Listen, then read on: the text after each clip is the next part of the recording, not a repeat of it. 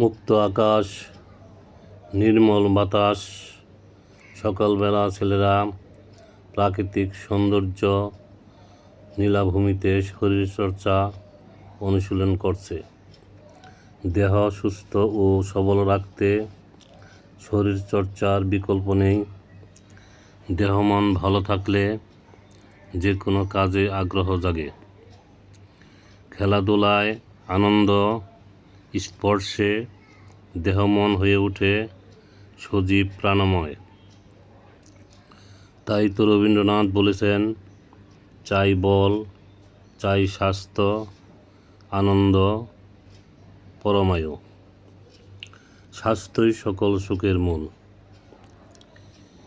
ভিডিওটা কেমন লাগলো? ভালো লাগলে লাইক, কমেন্ট, শেয়ার করবেন।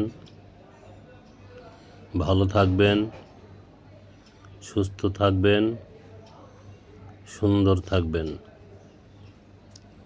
ভালোবাসা দিয়ে পাশে থাকবেন। ধন্যবাদ।